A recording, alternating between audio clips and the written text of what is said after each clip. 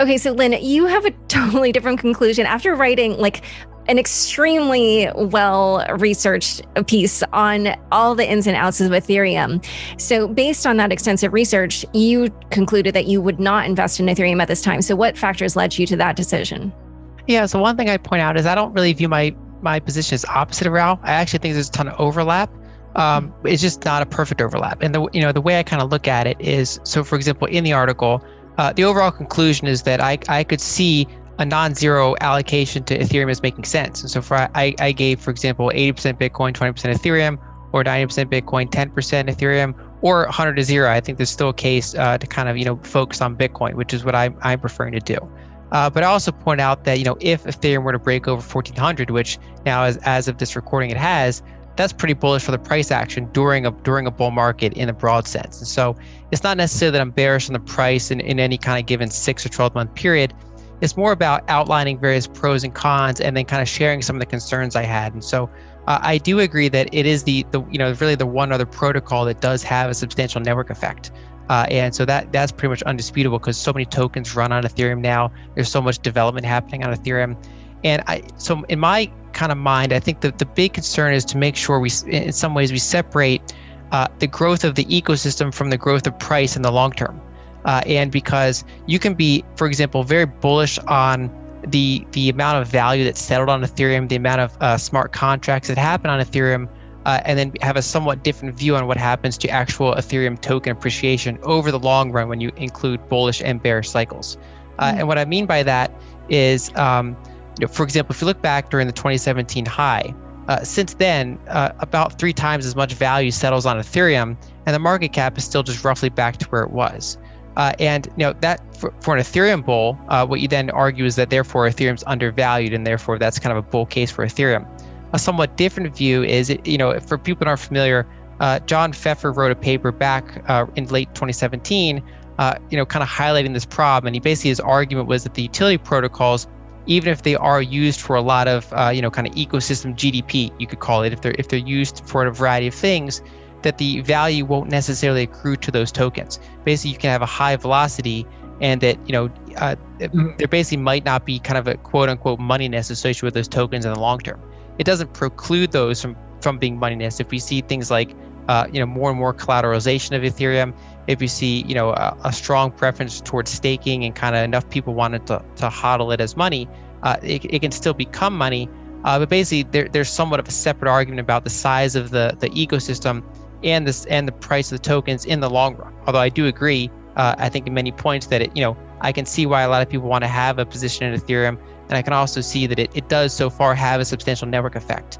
And I think one of the challenges going forward is how Ethereum is going to transition, because Bitcoin is, for the most part, a finished product. It's still evolving, just like any other finished product. Like they're still making updates to Adobe Photoshop, for example, but it's in like and the Microsoft Word. Exactly, but they're released things. Whereas Ethereum, because they're still doing radical changes to the underlying protocol, and they're as they shift from Ethereum 1 to Ethereum 2, they go from proof of work to proof of stake. They're changing some of the dynamics because they're running into these scaling problems. Basically, there's just a lot more implementation risk, I think, and so you're kind of getting a higher risk investment.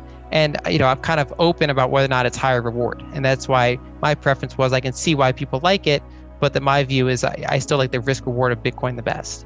And to be fair, Lynn and I would probably have roughly similar allocations for the same reason. When we look at asset allocation terms, there's 3 main metrics we use. One is liquidity preference. So Bitcoin has liquidity preference. So it's our base in this bet in the digital asset space.